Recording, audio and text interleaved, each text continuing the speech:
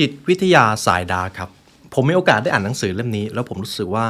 ผู้เขียนได้ถ่ายทอดความจริงของจิตวิทยามนุษย์ได้ค่อนข้างชัดเจนหนังสือเล่มนี้ครับได้พูดถึงเทคนิคทางจิตวิทยาที่จะช่วยคุณใช้คำพูด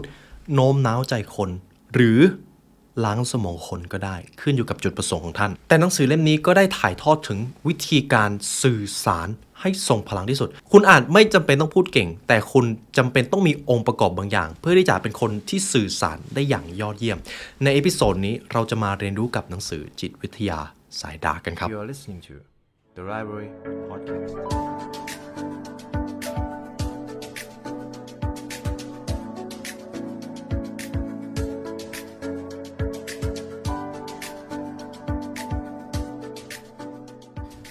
ในเอพิโซดนี้ครับผมเอาหนังสือจิตวิทยาสายดาร์กมาทำเป็นพอดแคสต์ผมเชื่อว่าคุณผู้ฟังหลายท่านกำลังรอหนังสือเล่มนี้อยู่ใช่ไหมครับก่อนอื่นเลยทำไมหนังสือเล่มนี้ถึงชื่อว่าจิตวิทยาสายดาร์กหรือสายมืดนั่นเองเขาเขียนไว้ว่าเมื่อคำพูดของคุณสามารถควบคุมจิตใจคนได้ผู้เขียนหนังสือเล่มนี้ครับดรฮิโร่ครับเป็นนักเขียนชาวญี่ปุ่นครั้งหนึ่งเขาเคยเป็นนักขายที่ล้มเหลวขายอะไรก็ไม่มีใครซื้อแต่เขาก็นึกขึ้นได้ว่าในโลกของเรามีลัทธิที่ขายของไม่น่าเชื่อได้ในราคาที่สูงลิ่วแถมยังให้คนเหล่านั้นยอมจ่ายเงินมากกว่ามูลค่าความเป็นจริงจริงๆแล้วคนเหล่านั้นรู้ความลับอะไรในเรื่องของจิตวิทยามนุษย์คำตอบคือเรื่องของการสื่อสารครับดรฮิโร่เขาใช้คำว่าการล้างสมองซึ่งมันอาจจะไม่ใช่ขั้นการล้างสมองแบบที่เราเคยได้ยินในหนังสงครามนะครับไม่ถึงขนาดนั้นแต่หนังสือเล่มนี้ได้พูดถึงเทคนิคทางจิตวิทยาที่จะช่วยคุณใช้คำพูดโน้มน้าวจิตใจของคนได้ทำให้พวกเขาคล้อยตามและทำอย่างที่เราต้องการโดยไม่รู้ตัวซึ่งส่วนใหญ่จะอิงอยู่กับจิตวิทยาความเป็นมนุษย์ครับเพราะผมมองว่าหนังสือเล่มนี้ได้เขียนเรื่องราวในมุมมองทางจิตวิทยาที่ไม่ค่อยมีใครอยากจะพูดถึงหลายคนอาจจะรู้เรื่องราวเหล่านี้อยู่แล้วแต่ไม่ค่อยมีใคร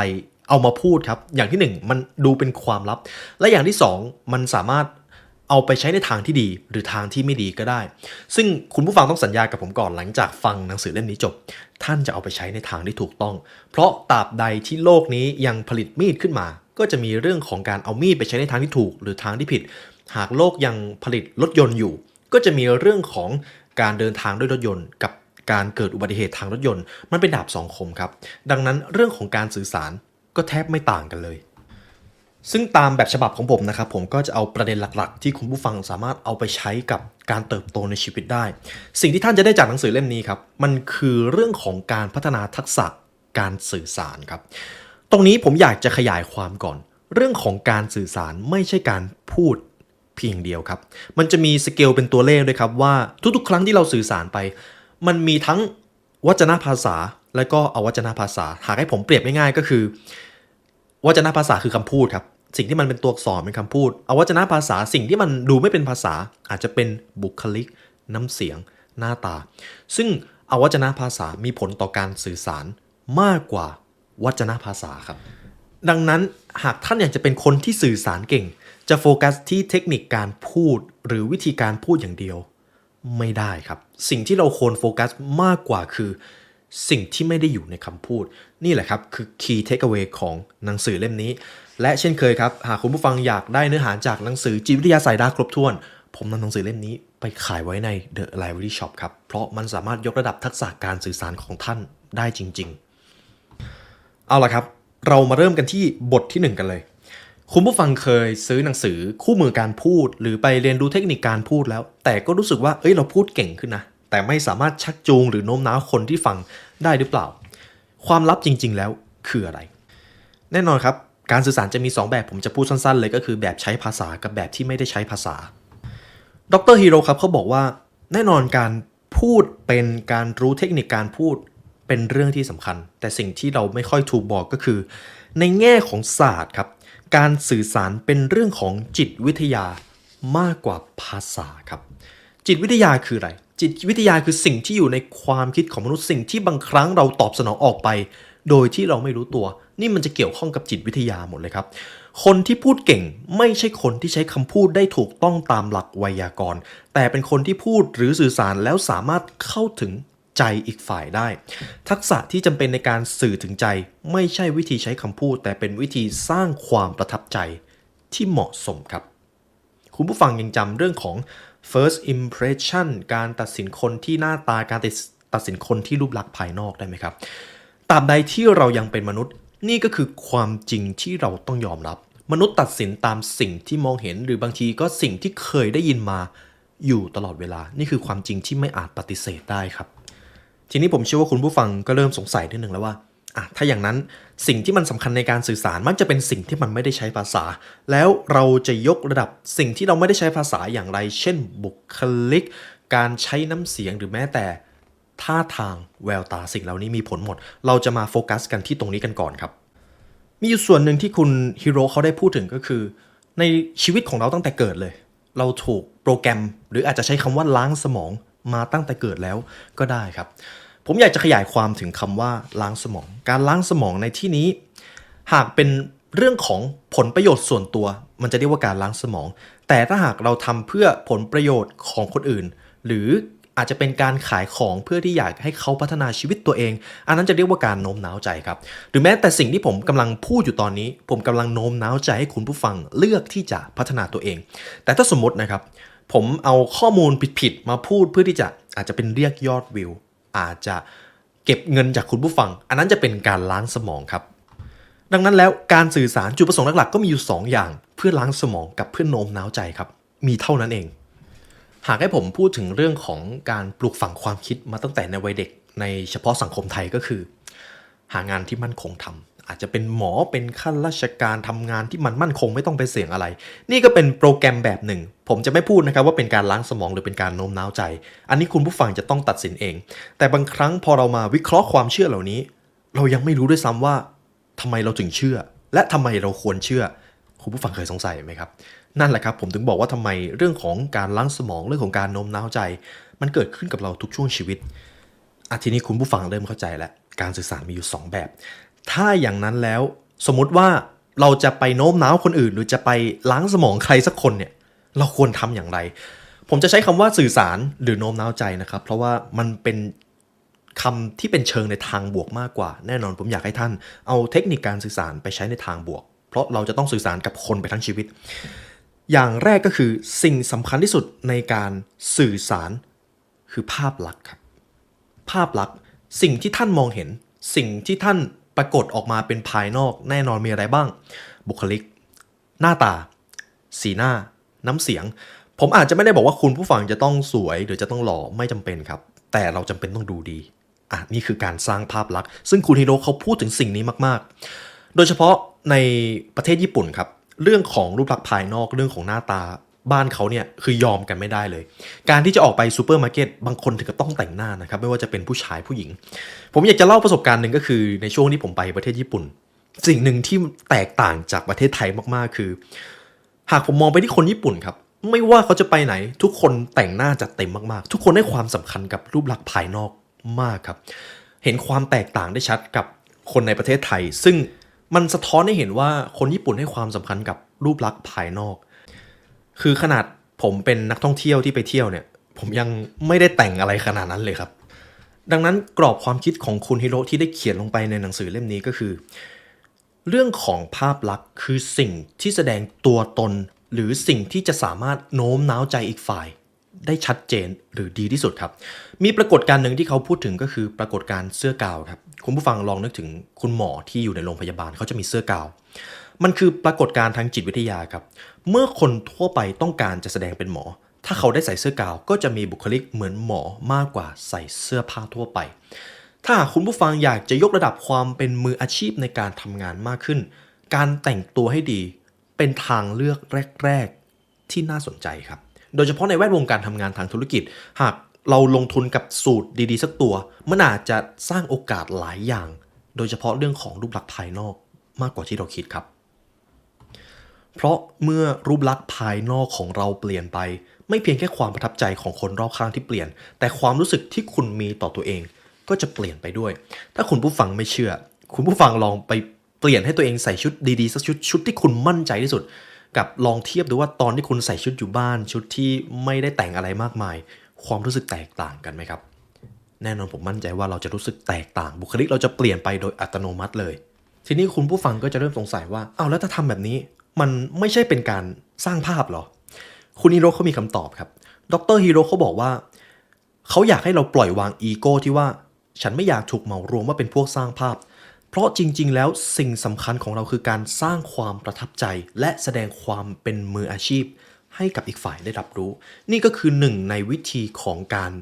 สื่อสารที่สำคัญมันเปรียบเสมือนว่าเราให้เกียรติอีกฝ่ายด้วยครับดังนั้นสิ่งแรกที่ดรฮีโร่อยากจะให้เราโฟกัสก็คือ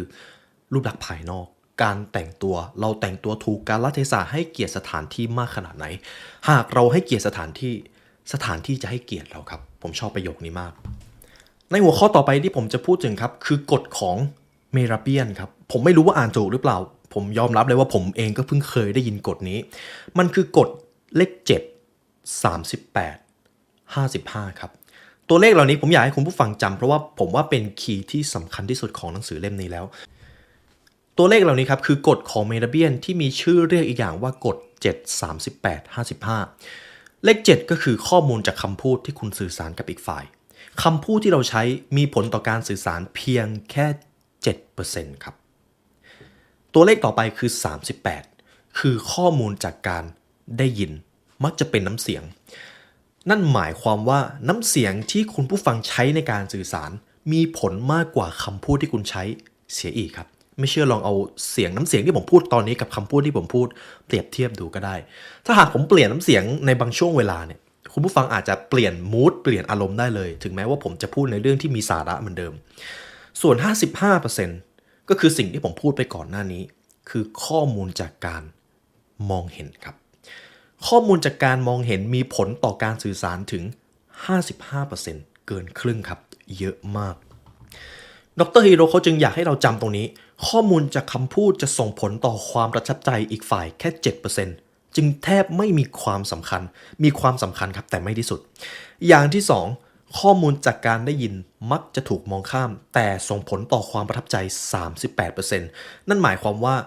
คนที่ฟังคุณอยู่เขาไม่รู้เลยว่าจริงๆแล้วคุณพยายามใช้น้ำเสียงแบบไหนแต่น้ำเสียงที่คุณส่งออกไปเขารู้สึกลึกๆโดยที่เขาไม่รู้ตัวส่วนข้อมูลจากการมองเห็นส่งผลต่อความประทับใจถึง 55%นี่แหละครับคือเหตุผลที่ผมได้บอกไปในตอนแรกเลยว่าทำไมการฝึกเทคนิคการพูดหรือวิธีการพูดโดยใช้ภาษาเพียงอย่างเดียวมันไม่พอครับและมันไม่ควรเป็นจุดแรกในการโฟกัสด้วยเอาล่ะครับผมอยากให้คุณผู้ฟังจำเลข7 38 55ไว้เพราะไม่ว่าเราจะไปอยู่ที่ไหนไม่ว่าเราจะไปสื่อสารกับใคร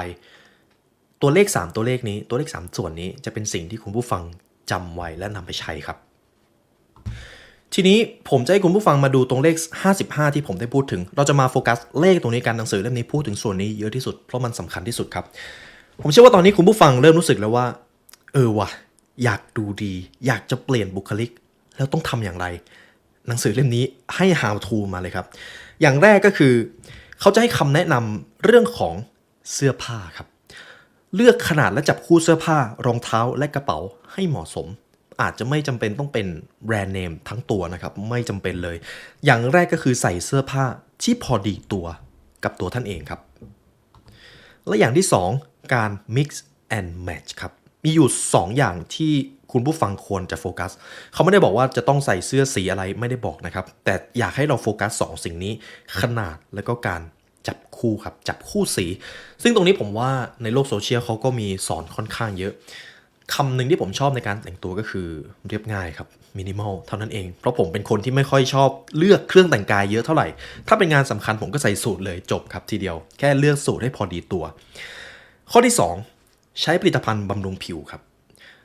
คนที่ทาครีมมาเป็น10ปีกับคนที่ไม่เคยทาเนี่ยระยะเวลา10ปีสามารถเห็นผลแตกต่างกันได้อย่างชัดเจนอย่างแรกเลยก็คือตัวครีมบำรุงใช่ไหมครับอย่างที่2ก็เป็นตัวทากันแดดเพราะว่าประเทศไทยแดดแดงจริงครับข้อที่3เลือกร้านตัดผมที่คุณไว้ใจครับจริงๆในข้อนี้เขาบอกว่าให้เลือกร้านตัดผมที่ราคา 5,000 เยนขึ้นไปแต่คือประเทศญี่ปุ่นค่าตัดผมแพงมากครับแต่บ้านเราอาจจะไม่ได้แพงขนาดนั้นเลือกร้านที่ท่านไว้ใจเลือกช่างที่อาจจะเรียกว่าเป็นช่างประจำก็ได้แล้วก็ตัดทรงที่คุณมั่นใจที่สุดถ้าคุณไม่รู้ว่าคุณจะตัดทรงไหนให้ช่างเลือกให้ก็ได้ครับข้อสุดท้ายก็คือสำหรับผู้ชายนะครับกำจัดหนวดครับโกนหนวดโดยเฉพาะ รายการที่สำคัญไม่ว่าคุณจะไปออกสถานที่ไหนก็ตามการโกนหนวดมักจะเป็นตัวเลือกแรกที่ผู้ชายควรตระหนักอันนี้เป็นคำแนะนำจากดรฮิโร่นะครับเรามาโฟกัสกันที่ส่วนที่2กันในส่วนแรกผมพูดถึงเรื่องของบุคลิกภาพไปแล้วถ้าคุณผู้ฟังทำ4ข้อนี้ได้ดีผมเชื่อว่าตัวท่านก็จะดูดีขึ้นแหละครับมีเท่านี้ครับไม่จำเป็นต้องสวยต้องหล่อเลยข้อนี้ก็คือสถานที่ที่ใช้ในการพูดครับสำหรับคุณดรฮิโร่เนี่ยเขาเป็นอดีต MLM ก็คือทำธุรกิจขายตรงนะครับซึ่งจริงๆแล้วคุณดรฮิโร่เขาบอกเลยว่าธุรกิจขายตรงเนี่ยมีชั้นเชิงทางจิตวิทยาสูงมากซึ่งผมจะไม่ได้พูดตรงนี้นะครับแน่นอนการทำธุรกิจขายตรงก็จะมีทั้งด้านมืดสำหรับบางกลุ่มกับอีกด้านหนึ่งก็ต้องการที่จะทำธุรกิจในทางที่โปร่งใสจริงๆผมจะไม่โฟกัสตรงนี้แต่เขาบอกว่าทุกๆครั้งที่เขาจะไปสื่อสารกับใครเขาจะเลือกสถานที่อย่างประณีตครับการเลือกสถานที่ที่ใช้ในการพูดจะชวนให้เข้าใจว่าเป็นคนมีระดับได้คุณฮีโร่เขาบอกว่าหากคุณจะเพิ่มประสิทธิภาพในการสื่อสารการเลือกสถานที่คือสิ่งที่คุณต้องวางแผนครับคุณจะคิดจะไปเลยแล้วก็ไปไม่ได้ครับคุณต้องวางแผนเขาได้บอกเลยว่าสถานที่แบบไหนใช้ได้ใช้ไม่ได้ผมว่าตรงนี้เป็นส่วนสำคัญผมอยากให้คุณผู้ฟังโฟกัสให้ดีสถานที่ที่ใช้ไม่ได้ในการสื่อสารหรือเจรจาด้านธุรกิจคือร้านฟาสต์ฟู้ดหรือร้านอาหารราคาถูกครับเขาบอกอย่างนี้เลยการอยู่ในร้านฟาสต์ฟู้ดคุณก็จะเจอคนมากมายเสียงก็จะดังการที่คุณจะนำเสนอธุรกิจในที่แบบนั้นคุณจะล้มเหลวในทันที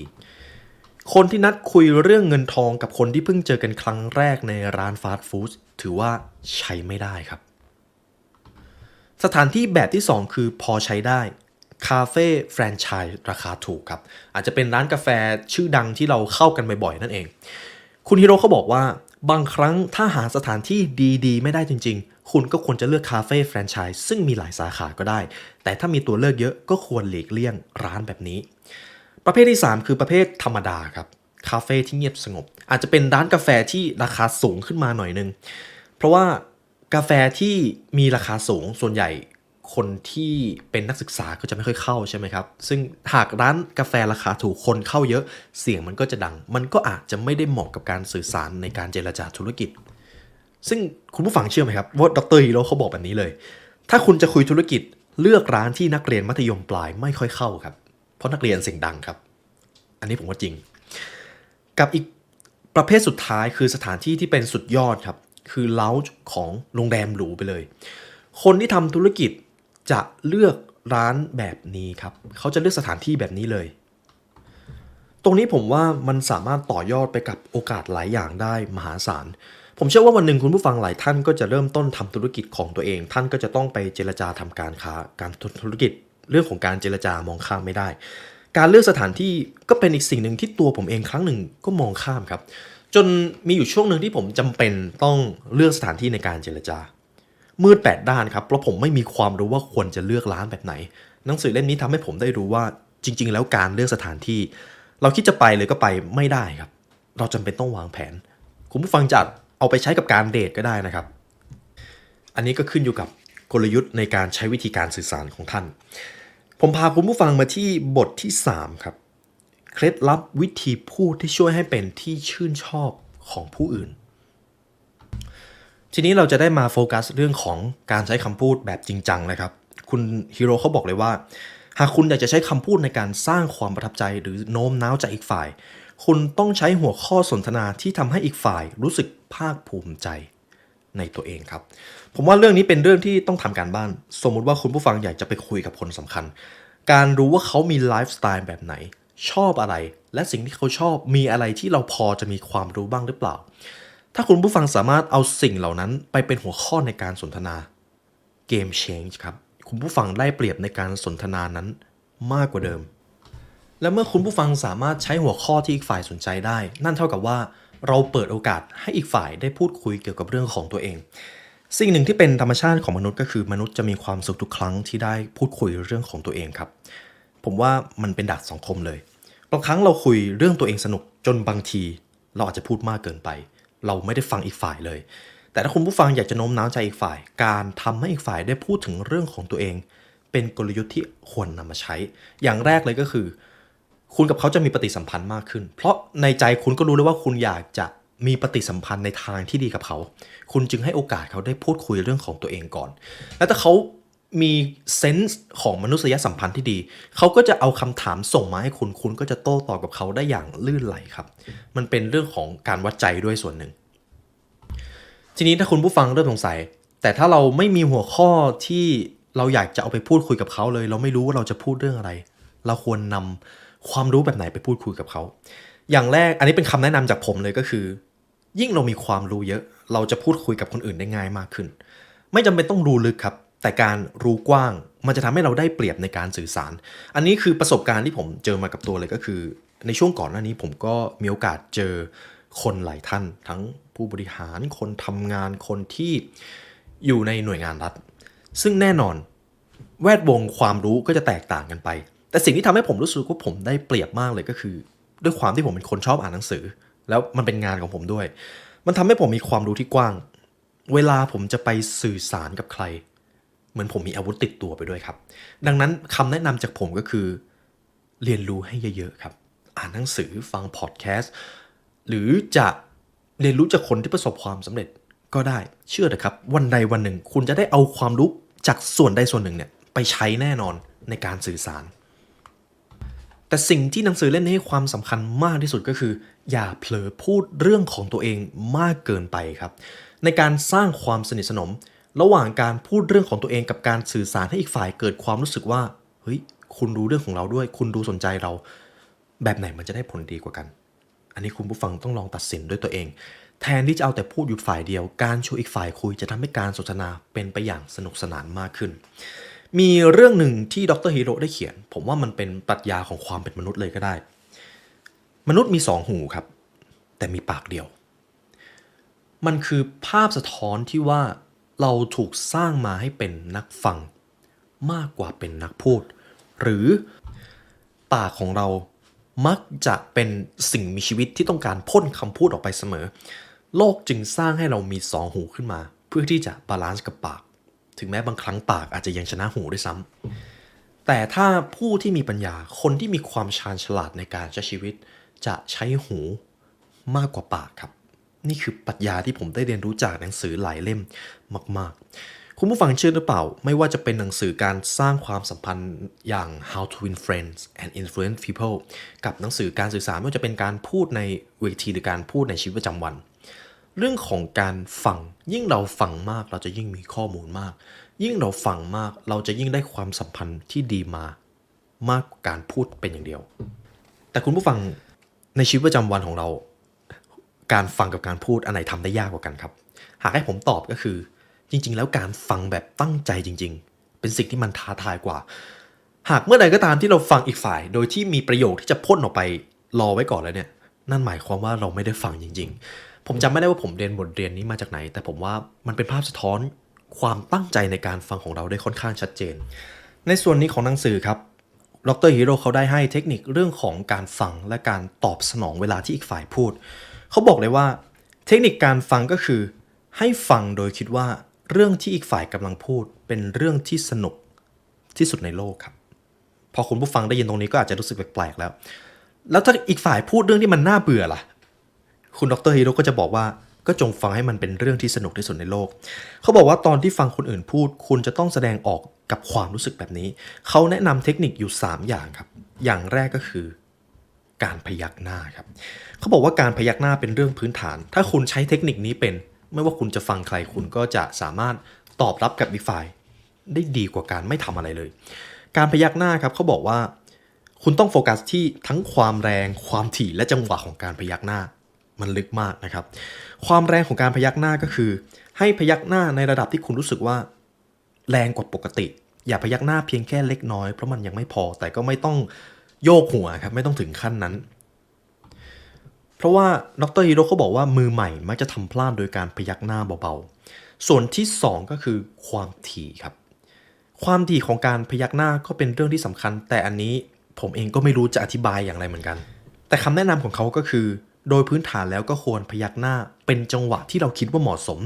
ไม่จำเป็นต้องพยักหน้าถี่หรือบ่อยเกินไปเพราะอาจทำให้อีกฝ่ายคิดว่าคุณฟังแบบขอไปทีหรือเขาจะรู้สึกว่าคุณเร่งให้อีกฝ่ายพูดอย่างที่3ก็คือจังหวะครับ จังหวะของการพยักหน้าอันนี้เป็นศิลปะที่ผมชอบมากตอนผมได้อ่านเขาบอกว่าคุณจะพยักหน้าในจังหวะที่เหมาะสมได้ก็คือช่วงเวลาที่คุณคิดว่าเนื้อหานี้มีความสำคัญหรือเนื้อหานี้เป็นส่วนที่เป็นท็อปิกในสิ่งที่เขาพูดถ้าคุณพยักหน้าถูกจังหวะคุณจะได้ใจอีกฝ่ายส่วนที่2ก็คือเทคนิคการตอบรับครับการตอบรับเวลาที่อีกฝ่ายพูดอันนี้ไม่ค่อยมีเทคนิคอะไรพิเศษมีอยู่2อย่างก็คืออย่างเงียบเกินไปครับอย่างเงียบเลยให้หรือพูดว่าครับหรือค่ะก็ได้แต่ก็ไม่ต้องพูดถี่เกินไปแต่ลองสลับดูระหว่างคำว่ากับครับมันก็จะอยู่อย่างนี้ในการสื่อสารครับแต่เลือกจังหวะให้ถูกต้องเท่านี้ก็เป็นศิลปะในการตอบสนองแล้วครับอย่างที่3ก็คือเทคนิคในการขยับคิ้วครับเพราะว่าสีหน้ามันก็บ่งบอกถึงความสนใจในการสื่อสารระหว่างเรากับอีกฝ่ายด้วยเขาแนะนำมาแบบนี้ตอนฟังเรื่องเศร้าให้ขมวดคิ้วเล็กน้อยตอนฟังเรื่องสนุกสนานให้เลิกคิ้วเล็กน้อยและตอนฟังเรื่องน่าตกใจให้เลิกคิ้วสูงกว่าตอนฟังเรื่องสนุกพร้อมเบิกตาโตครับผมว่ามันเป็นเทคนิคที่ตั้งแต่เกิดมาเนี่ยผมยังไม่เคยอ่านเลยแต่ถามว่าได้ผลไหมได้ผลครับได้ผลมากจริงๆท้ายที่สุดครับสิ่งสำคัญก็คือแค่คุณฟังโดยพยายามแสดงปฏิกิริยาตอบสนองในจังหวะที่เหมาะสมก็ช่วยพัฒนาทักษะการพูดของตัวคุณเองได้แล้วเหตุผลที่ผมเอาส่วนนี้มาให้คุณผู้ฟังเพราะว่ามีคนหลายคนเป็นคนที่รับฟังผู้อื่นแต่ไม่รู้จะมีปฏิสัมพันธ์กับการฟังของตัวเองอย่างไรก็เลยกลายเป็นว่าหาวิธีที่จะพูดขัดแล้วบางทีเราไม่ได้ตั้งใจจะพูดขัดแต่เราไม่รู้ว่าเราจะตอบสนองอย่างไรเราก็เลยเลือกที่จะพูดแต่ถ้าเมื่อใดก็ตามที่เราใช้วิธีฟังโดยการตอบสนองในเชิงรับได้อย่างมีศิลปะคุณจะกลายเป็นคนส่วนน้อยที่มีทักษะในการสื่อสารที่สูงกว่าคนทั่วไปครับส่วนสุดท้ายที่ผมจะเอามาให้ผู้ฟังก็คือท่าทางที่ทำให้คุณพูดเก่งอย่างเป็นธรรมชาติผมมีประสบการณ์หนึ่งที่ผมได้เจอและผมอยากจะเอามาให้คุณผู้ฟังตอนที่ผมเป็นทหารอยู่ในหน่วยปฏิบัติการพิเศษทุกๆครั้งที่จะฝึกใช้อาวุธมันจะมีหัวข้อหนึ่งก็คือท่าทางการใช้อาวุธครูฝึกครับจะให้นักเรียนเนี่ยโฟกัสที่ท่าทางการใช้อาวุธมากๆจนตัวผมเองก็สงสัยการที่เราจะใช้อาวุธดีมันไม่ใช่ว่าเราจะต้องโฟกัสกับการใช้อาวุธหรอทำไมเราจะต้องโฟกัสกับท่าทางขนาดนั้นด้วยแต่พอผมเก็บชั่วโมงบินมากขึ้นเรื่อยๆสิ่งหนึ่งที่ผมเพิ่งมารู้ก็คือเจ้าท่าทางในการใช้อาวุธมีผลต่อประสิทธิภาพการใช้อาวุธถึง 80% ครับ 80% ถือว่าเยอะมากนะครับหากผมสมมุติผมจะยิงปืนแล้วท่าทางของผมเนี่ยไม่ดีเลยมันมีแนวโน้มว่าผมจะยิงไม่เข้าเป้า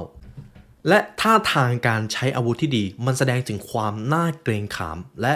ความชำนาญที่ถูกฝึกมามันถ่ายทอดอะไรออกมาหลายอย่างมากเพียงแค่ท่าทางในการใช้อาวุธครับ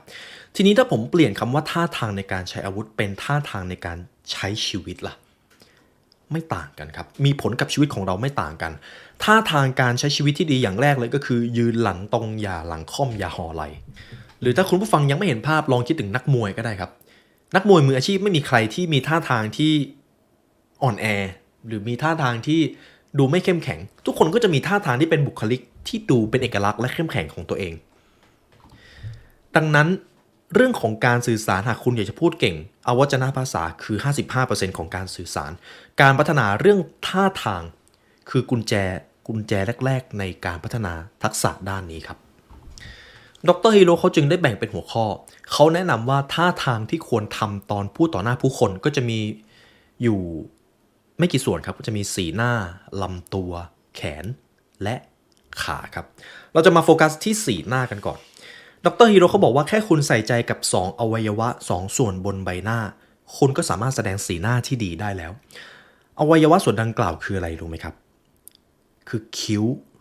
แล้วก็มุมปากครับอย่างที่บอกเป็นในตอนแรกเรื่องของคิ้วผมพูดไปแล้วว่าคิ้วเนี่ยสามารถแสดงสีหน้าของเราได้ชัดเจนมากกับอีกส่วนหนึ่งคือมุมปากครับดร.ฮิโร่เขาบอกว่าเวลาที่พูดคุยให้คุณยกมุมปากทุกครั้งคนที่สื่อสารไม่เก่งส่วนมากมักจะคว่ำปากหรือเหยียดริมฝีปากเป็นเส้นตรงโดยไม่รู้ตัวการยกริมฝีปากจะทำให้รูปแบบการพูดของเราเปลี่ยนไปด้วยมันจะมีมูดไปในทางที่ดีมากขึ้นส่วนที่2คือลำตัวครับ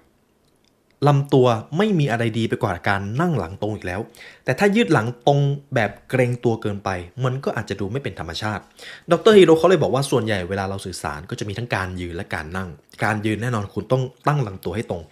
ส่วนการนั่งเนี่ยแหละครับเขาจะให้เราโฟกัสตรงนี้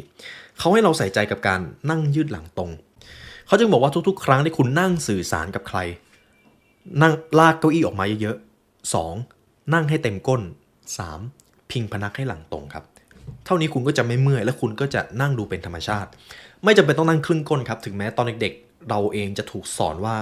อย่านั่งพิงพนักคือผมต้องบอกเลยว่าทุกๆครั้งที่ผมไปนั่งที่ไหนเนี่ยผมพิงพนักตลอดนะครับมันเมื่อยครับแต่การนั่งเต็มก้นแล้วก็นั่งพิงพนักมันจะทำให้บุคลิกของเราดูเป็นธรรมชาติมากด้วยถ้าผมนั่งครึ่งก้นแล้วผมก็ไม่พิงพนักนอกจากเมื่อยแล้วมันก็ยังดูเกร็งส่วนที่3ที่เขาพูดถึงก็คือแขนครับเขาบอกว่าให้ขยับมือในระหว่างที่พูดไปด้วยซึ่งตรงนี้ผมว่าเป็นเรื่องที่ต้องฝึกผมเองก็ฝึกนานพอสมควรคุณผู้ฟังลองดูพอดแคสต์ที่ผมพูดไว้ก็ได้ครับผมอาจจะไม่ได้ใช้แขนมีประสิทธิภาพแต่ผมว่าผมก็ใช้ในระดับหนึ่งซึ่งผมไม่รู้ตัวด้วยว่าผมใช้ส่วนสุดท้ายคือขาครับขาเขาบอกว่าเรื่องของขาเนี่ยเป็นส่วนที่เราไม่ต้องสนใจมากเท่าไหร่ถ้าเรานั่งพูดคุยกับคนอื่นเพราะท่าทางของขามีส่วนช่วยให้การสื่อสารดีขึ้นได้แค่เล็กน้อยเท่านั้นอย่างแรกก็คือยืนให้เต็มเท้าและก็นั่งให้เต็มเท้า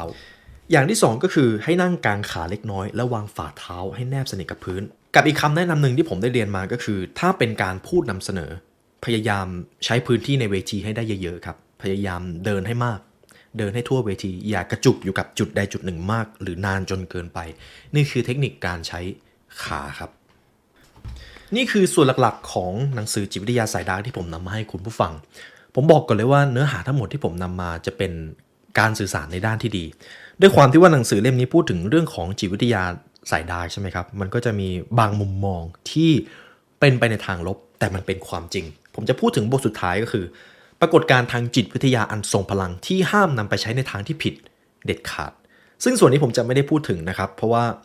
เพียงแค่ผมพูดถึงบทเรียนทั้งหมดในวันนี้คุณผู้ฟังก็สามารถเอาไปใช้พัฒนาชีวิตตัวเองได้แล้วแต่ถ้าคุณผู้ฟังอยากจะได้เรื่องราวจากหนังสือเล่มนี้แบบ 100% เลยจริงๆก็ไม่มีทางไหนที่จะดีไปกว่าการอ่านแล้วครับคุณสามารถเข้าถึงความลับและบทเรียนการสื่อสารได้ภายในราคา 2-300 นี่แหละครับคือเหตุผลที่ผมหลงไหลในการอ่านหนังสือและก็เลือกที่จะสร้าง The Library ขึ้นมาเช่นเคยครับหากคุณผู้ฟังอยากได้เนื้อหาจากหนังสือเล่มนี้ครบถ้วนคุณผู้ฟังสามารถซื้อได้จาก The Library Shop นะครับและก็ยินดีมากที่จะเป็นส่วนหนึ่งที่ให้คุณผู้ฟังได้พัฒนาชีวิตสู่ความสำเร็จของตัวเองในวันนี้ครับหากคุณผู้ฟังฟังมาถึงตรงนี้ก็ขอบคุณและเป็นเกียรติมากครับที่ได้มาเรียนรู้ด้วยกันในวันนี้ได้เวลาอันสมควรแล้วทีมงาน The Library และตัวผมเองขอลาไปก่อนขอให้วันนี้เป็นวันที่ดีของทุกท่านครับสวัสดีครับ